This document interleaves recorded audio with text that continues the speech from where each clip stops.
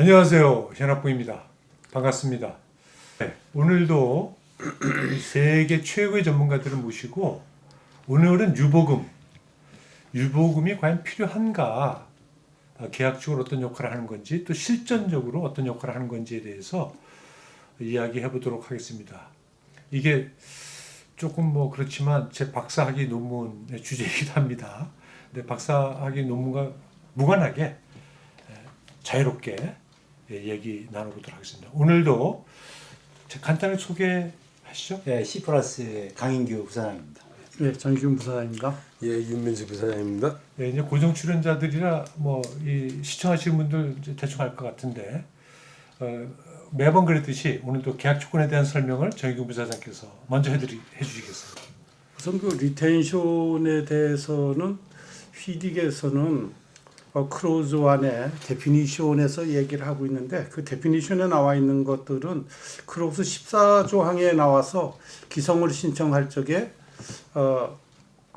리텐션 머니를 띈다. 그리고 14-9조항에서 이것을 어떻게 릴리스한다는 얘기가 되어 있고 그와 같은 리텐션의 어큐뮬레이티드 썸을 리텐션 머니로 되어 있는다. 그래서 절차는 적어놨는데 리텐션이 뭐라고 하는 리텐션의 정의는 안 나와 있습니다. 나오는 것들이.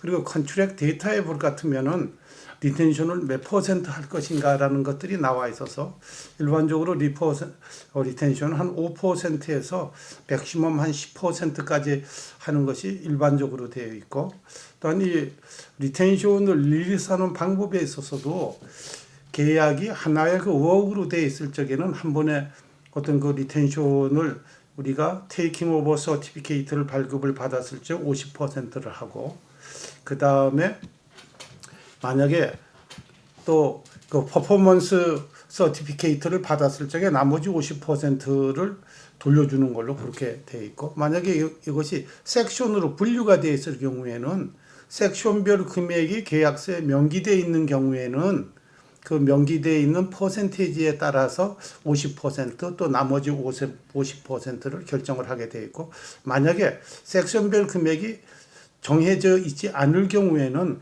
그 섹션에 대해서는 리텐션 릴리스 시키는 것은 일반 워크가 끝났을 적에 한꺼번에 하지 섹션별로 나눠주는 것이 없다. 그건 금액이 없으니까 당연히 계산을 할 수 이제 없는 것들이죠. 그래서 휘딕 계약 조항에서는 대충 리텐션에 대해서 이와 같이 어떻게 신청하고 어떻게 돈을 우리가 공제하는가 그쪽에만 나와 있고 그 하나 더 있는 것들은 만약에 우리가 테이킹 오버 서티피케이트를 받은 뒤에도 발주자가 어떠한 고난을 갖든가 하니까 바로 리텐션을 릴리스 시키지 않고 만약에 리메이닝 워크나 디펙트가 있을 경우에는 리메이닝 워크나 디펙트가 끝날 때까지 또는 테스트 애프터 컴플리션이 있는 경우에는 테스트 애프터 컴플리션에 들어가는 비용을 산정을 해서 그 비용만큼은 다시 유보할 수 있다라는 조항이 있어서 그런 건 조금 하면 될 것 같습니다.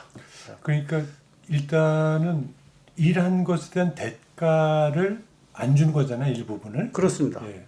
그래서 대가 지급의 원칙, 형평에 맞는 거냐라고는 이제 기본적인 퀘션이 있을 수 있는데 이게 이제 휘딕은 정의를 안 하고 있잖아요. 어떤 목적으로 뛴다라고 하는 역할에 대해서는 없고 그냥 기성할 때 뛰어라. 얼마씩 뛰어라. 근데 얼마씩 뛰는데 총 누계 금액, 뛸 수 있는 누계 금액을 정해라. 그리고 통상적으로는 한 10%씩 뛰나요? 매 기성에서? 5%에서 10%. 5%에서 10%. 그 정도 뛰어서 누계 금액에 도달하면 더 이상 안 되는 걸로. 그 돌려주는 것은 우리 쉽게 얘기하면 이제 공사 준공될 때 뛴 것의 반을 돌려주고 하자 보수 기간이 끝나면 또 절반을 돌려주고 쉽게 얘기하면 그럼 매번 인테림 페이먼트에서 5%씩 공제하고 주는 거죠, 돈을. 그렇게. 5%에서 10%. 그렇게 해서 전체 제가 이제 그 논문 쓰면서 좀 조사를 해보니까 유보금 맥시멈은 평균적으로 보면 10% 정도씩 하더라고요. 물론 그보다 큰 것도 있고 작은 것도 있긴 하고 어떤 경우는 아예 안 뛰는 경우도 있고 한데 대체적으로 뛰는 것 같고 한 10% 정도 맥시멈 5%고 기존으로 떼는 것은 매기성 10% 정도씩 떼서 5% 사면 이렇게 돼 있다. 그런데 지금 정의가 안 돼 있으니까 이걸 우리가 어떤 목적으로 떼는 것인지에 대한 것을 모르잖아요 지금. 거기는 어떻게 생각해야 돼요? 그러니까 제가 보면은 발주처 입장에서 일한 거에 대해서 기성을 주는데 그 뭐 품질이 안 좋을 수도 있고 그러니까 이제 발주처 입장에서 좀 그 어느 정도 그런 거에 대비하기 위해서 돈을 좀 유보하자. 뭐 그거 하고 그다음에 항상 자기는 유보금이 있으니까 뭐 시공자가 그거를 받기 위해서 뭐 하자고서든 어떤 일이든 계속 할 것이다. 뭐 이런 관점에서 돈을 딱 그 유보를 시키는 그런 컨셉일 것 같아요.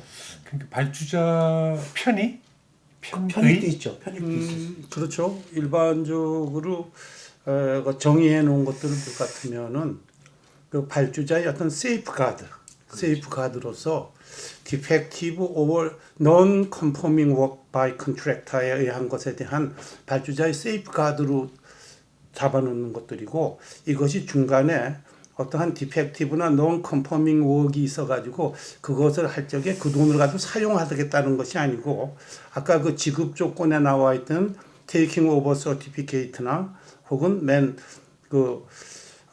디펙트 노티피케이션 페리어드가 끝난 뒤에 줄 수 있게끔 돈을 픽스를 시켜놨어요. 중간에 그 돈을 쓴다는 게 아니라 발주자의 세이프가드로서 만들어놨다라는 것들이죠. 그래서 시공자 입장으로 볼 것 같으면 상당히 자금적인 면에서 불리하고 또한 시공자가 자금적으로 불리하다라는 얘기는 공사 계약 금액이 올라가기 때문에 발주자한테도 유리한 조건이 아니다라고 얘기를 할 수 있을 것 같습니다. 근데 이제 저도 좀 고민해 본 건데 이게 시공자의 이제 캐시플로우 현금 흐름에 영향을 줄 것 같긴 한데 통상적으로 지금 보면 한 공사 하면서 이익을 내는 게 뭐 3% 5% 내기도 힘들고 적자까지 나는데 지금 이제 유보금을 떼는 게 5%에서 10% 뗀다라고 하게 되면 뭐 5% 맥시멈 5% 뗀다라고 하게 되면 그 이익이 띄어져 나가는 건데 여긴 이게 좀 부정적인 거 아닌가?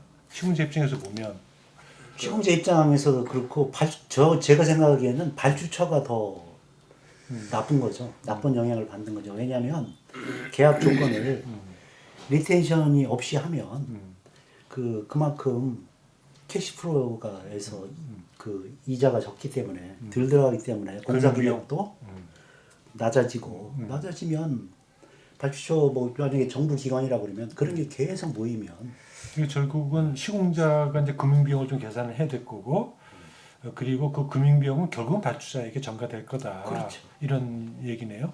그거 말고 그 이익이 예를 들면 뭐 공사 준공 절반 받긴 하지만 그때까지 안 챙겨진다. 결국은 이제 그런 의미가 될 수 있는데 이건 좀 심각한 거 아닌가요? 그렇습니다. 제가 봤을 적에도 휘직 계약을 중심으로 하면은 로직상의 문제가 좀 있다고 보고 있는 것들이죠. 휘직에서는 프라피트를 결정하는 데 있어 가지고서 계약서에 있을 경우에는 기입된 프라핏을 하고 만약 아무것도 명기된 것이 없다면 5%를 하고 있습니다.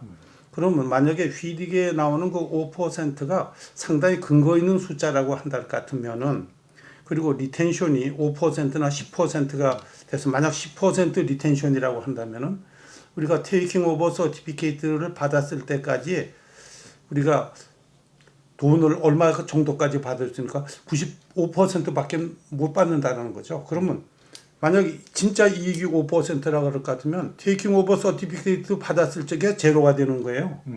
사실은 제로보다 적게 됩니다. 왜냐하면 디펙트 노티피케이션에 들어가는 비용이 또 있기 때문에 그럼 마이너스가 되는 거고 이익금이 5%를 언제 이 사람들이 받을 수가 있느냐? 하자 통지 기간이 끝나야 되는데 하자 통지 기간이 미니멈 1년, 맥시멈 2년을 더하면 3년 후가 된다는 얘기죠. 그러면 휘딕의 로직대로 한다 같으면은 시공자는 휘딕의 로직대로 5% 이익이 남다고 선쳐도 그 이익금을 공사 끝나고 1년 내지 3년 만에 받을 수 있다는 이런 그 논리적인 모순에 빠지게 되는 것들이죠. 그래서 정의를 못 하고 있는 건가 모르겠네. 이 휘딕이 이런 중요한 계약적 그 사건에 대해서는 보통 정의를 하고 이게 어떤 용도다라고 정의를 하는데 휘딕이 지금 정의를 못 하고 있는 게 이게 좀 딜레마가 아닌가 하는 생각도 드는데. 네.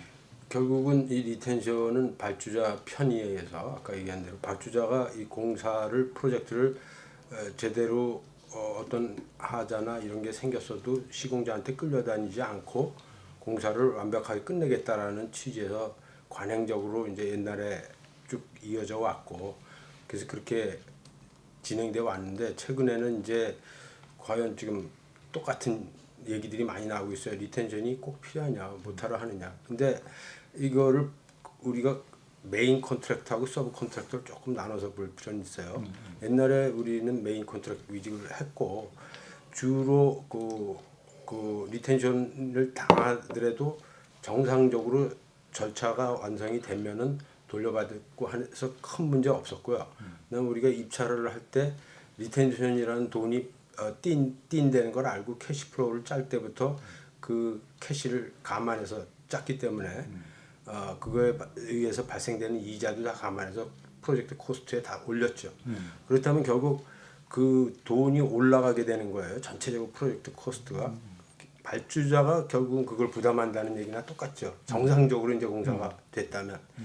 그래서 메인 컨트랙터로서는 뭐 크게 무리 없이 이제 끌고 왔는데 최근에 여러 가지 문제 생긴 게 주로 그 서브 컨트랙 특히 발주자가 부도덕하거나 뭐 메인 컨트랙터가 부도덕하거나 부도덕한 업자를 만났을 때 이 사람들이 제때 돈을 돌려주지 않고 시간을 끌게 된다거나 또는 아주 최악의 경우 메인 컨트랙터가 파산을 했다.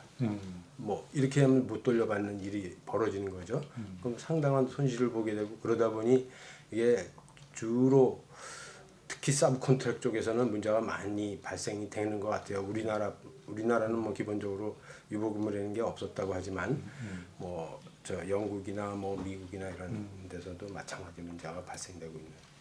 그 제가 이제 논문을 하면서 최근에 영국과 미국의 정부 보고서 이걸 보니까 정부 차원에서 유보금을 없애는 걸로 이렇게 지금 보고서들이 나오고 있는데 그 중에 큰 게 하청 사회가 상당히 피해를 입히는 그런 역할을 한다 유보금이. 결국 뭐 시공자는 받아가지고 또 하청 사회 전가를 다 하고, 근데 하청 사회는 이제 열악한 상황에서 돈 못 받는. 거죠. 그러니까 시공사들은 또 거기다 자기들이 내야 될 돈에다 또 붙여가지고도 좀 악하게 이렇게 게다가 한 경우도 있고. 그걸 이용해서 악용하는 경우가 pay when paid 조항 같은 거 있잖아요. 자기들이 받아야 준다. 뭐 이런 식으로 계약 조건을 하청에다가 또 집어넣어 가지고 못 받은 걸 전부 발주자가 안 준 거로 미루면서 하청업체한테 계속 모든 부담이 넘어가게 하는 이런 데도 악용될 수가 있는 거죠. 근데 그 실전에서 우리가 유보금을 못 받은 경우들, 이게 공사 끝나고 받아야 이제 뭐 이익이 뭐 챙겨지는데 못 받은 경우들이 굉장히 좀 있는 것 같은데 발주자에 따라서. 그러니까 메인 컨트랙에서 뭐 우리가 겪어보지는 못했죠. 아직까지 리텐션 머니를 우리가 계약 같으면 공사 끝나고 21일 안에 퍼포먼스 서티피케이트가 되면 돈을 주기로 돼 있는데 그 돈을 못 받아 가지고 연기가 될 적에는 기성 레이트 페이먼트랑 똑같이 해가지고 우리가 계약 조항에 있는 이자라든가 그런 걸 청구할 수 있는 권리는 우리한테 있어요. 그래서 그것을 청구한 사례들은 있는데 문제는 아까도 그 시공자하고 서브 컨트랙터 사이에 그 문제점을 많이 했었는데 원 시공자가 못 받는 게 아니라 그 하도급자가 이제 못 받는 경우들이 많이 생기고 또 하나는 하도급자는 문제가 뭔가 하니까 원도급이랑 공사 기간이 똑같지 않다라는 것들이에요.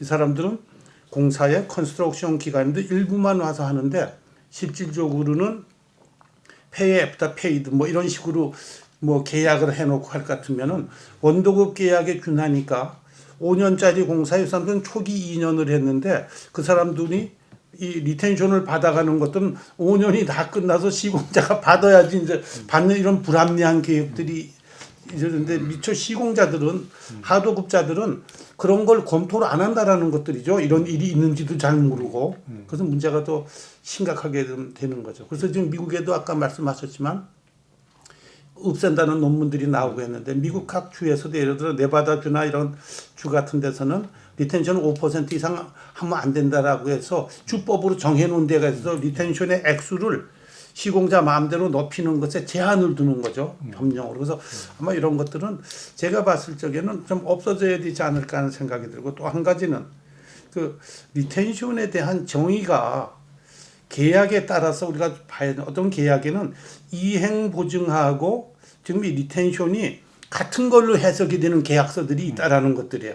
그래서 그것은 이행에 관한 것도 있고 퍼포먼스도 같이 취급을 한다라는 것들이죠. 그래서 우리가 우선 그 계약서에서 말하는 게 뭔가를 좀 볼 필요가 있고, 아직까지 리텐션은 휘딕 같은 데는 캐시를 홀드하는 거거든요. 그런데 미국의 계약 같은 것들은 캐시가 아니고 리텐션도 뱅크 개런티식으로 리텐션 본드로 대체하는 주들도 많이 있다라는 것들입니다. 그래서 아마 없애는 게 가장 좋은 거고, 이따 손 치더라도 이와 같은 본드로 대체하는 방법들 한번 생각해 봐야 될 일이 아닌가 하는 것들이 생각이 듭니다. 지금 이제 핑크북 같은 경우 MDB 은행용 개발은행용은 본드 대체하는 규정이 있죠. 근데 그거는 이제 맥심을 찼을 때 그때 이제 전체 금액 가지고 본드로 대체. 근데 본드로 대체하나 현금으로 뭐 현금 흐름은 좀 좋아지겠지만 본드인데 본드 피가 또 발생하는 거고 결국은 콜 당하면 똑같은 거잖아요. 그런 측면에서는 뭐 부담을 갖는 건 똑같다 시공자가. 근데 요즘은 뭐 일반 계약들도 다 일단 그 프리미너리 서티를 받았을 때 준공 1차 준공을 했을 때 반을 돌려주고 나머지 디펙트 노티피케이션 피리어드까지 홀딩하고 있는 거에 대해서는 본드로 대체해 주는 게 일반적인 관행으로 또 가고 있죠. 결국은 아까도 말씀하셨지만 과연 리텐션을 떼어먹힐 수가 있느냐라는 부분은 보통 실무적으로 봤을 때 우리가 메인 컨트랙에서는 그 인보이스를 제출할 때 인테림 페이먼트 인보이스를 제출할 때 리텐션 항목이 있어요. 그래서 평소에는 5%면 정해진 요일로 5%씩 계속 공제를 하고 기성 금액 신청이 들어가고 최종적으로 프리리미너리 테이킹 오버 서티를 받았을 때 그거를 거꾸로 리텐션을 플러스 시켜서 인보이스 스테이트먼트를 만들어서 제출하게 돼 있어요. 그러니까 파이널 기성을 받을 때 저절로 받을 수 있는 구조로 돼 있고 다만 디펙스 라이어빌리티 피리어드가 끝난 다음에 그때 뭐 늦춰지느냐 뭐 이런 문제가 여전히 좀 있을 것 같아요. 실무적으로는 좀 그렇죠.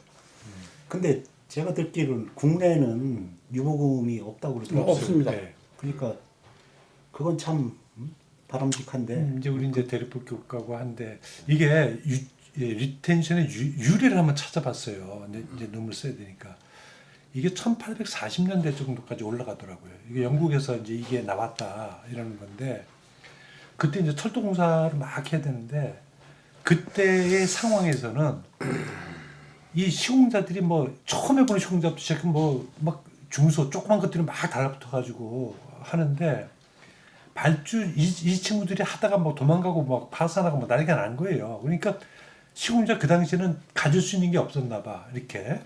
그래서 일부를 못 도망가 파산하더라도 내가 일부를 내가 좀 보존할 수 있는 그런 용도로 이렇게 보면 아까 말씀하셨듯이 이행 보증 어떤 성격을 갖는 게 최종적으로 자금 부담은 사실은 발주자한테 돌아가는 거예요. 왜냐하면 시공자 입장에서는 그걸 입찰할 때 이미 그러한 조건을 받았기 때문에 아까도 얘기했듯이 캐시플로에 다 반영을 하고 그러면 뭐 거기에 의해서 발생되는 이자 비용까지 다 청구해서 프로젝트 코스트를 만드는 거니까 견적을 정확하게 했다 그러면 뭐 예를 들면 발주자가 다 떠안고 내가 그건 다 떠안아줄 테니 너는 공사 확실하게 끝내줘 라고 선의로 해석이 될 수 있었던 거죠.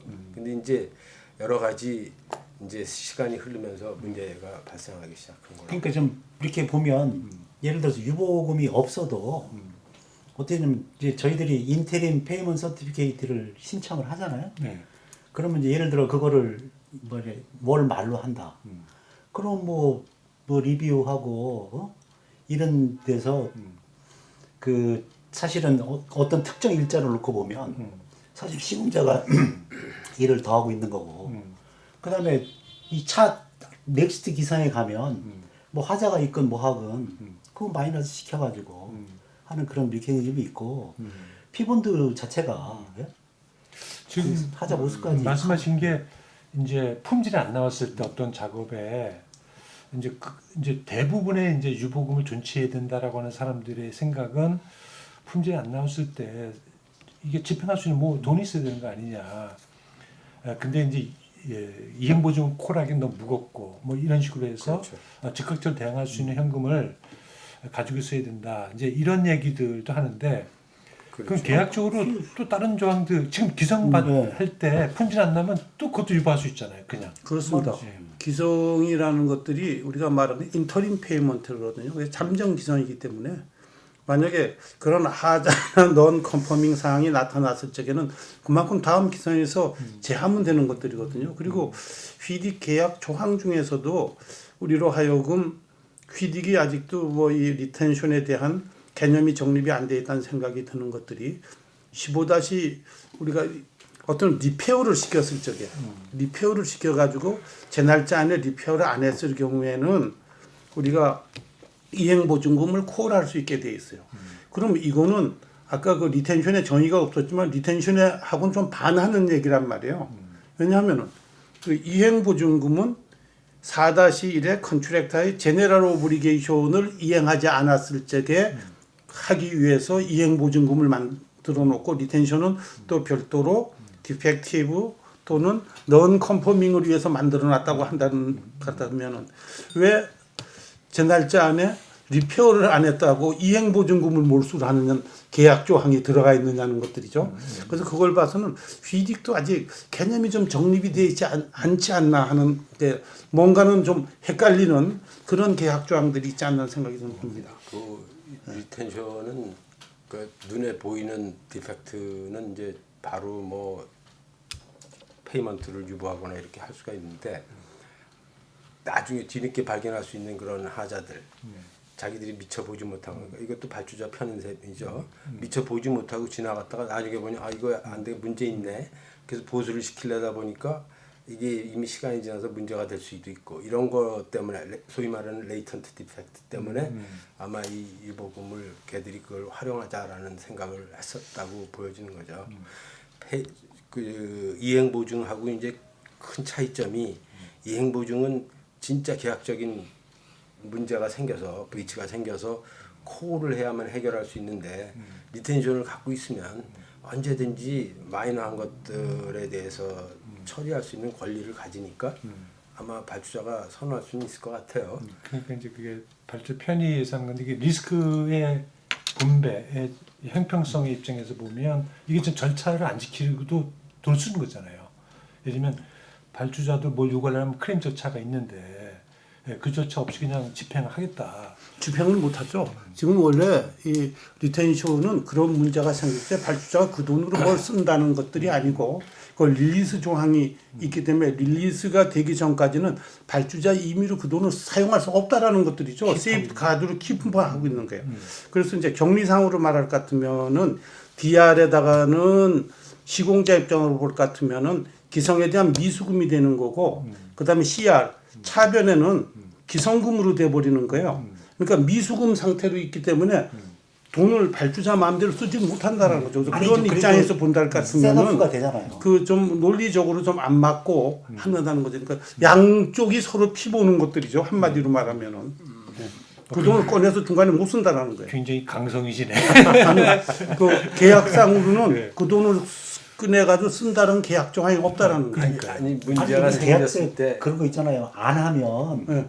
발주자가 하고 아니 그럼 발주자가 한 건 기성에서 하는 거지. 그 안에 리텐션에서 그 돈을 쓴다고 하는 계약 조항이 없다라는 그건 거예요. 이제 클레임을 치게 되지. 그거는 그거는. 그게 없다라는 거예요. 그렇지 그거는 일차적으로 뭐 채무 하자를 보수해라고 노티스가 가겠죠. 근데도 행위가 늦어지거나 이러면 이제 바로 그걸로 집행을 한다든지 뭐 이렇게 할 수는 있겠죠. 그걸 안 하고서 그래서 그렇게 했으면 괜찮은데 계약에서는 그걸 안 할 것 같으면 이행보증금을 몰수한다고 계약 조항이 돼 있기 때문에 뭔가 이게 저 논리적으로 좀 안 맞는 계약 조항들이 들어가 있다라는 거. 그게 이제 말씀은 이제 유보금이 이제 정의가 없는 게 큰 문제고 그 유보는 하는데 언제 이걸 집행한다라고 하는 게 지도 없다. 그러니까 이제 우왕좌왕하는 건데 예, 오늘 이 정도 하면 될 것 같은데 이게 결국 뭐 서로 그 옥신각신하네요 우리들끼리도.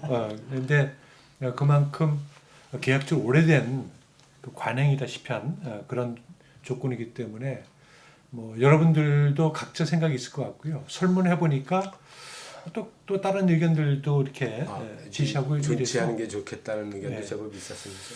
뭐 10명 정도 하면 9명은 없애자라고 하는 건데 발주자 쪽 입장에서 보면 세이프가드가 하나 떨어지는 거죠? 예, 그게 네. 이제 필요한 거 아니냐라고 하는 의견들이 있는 것 같아요.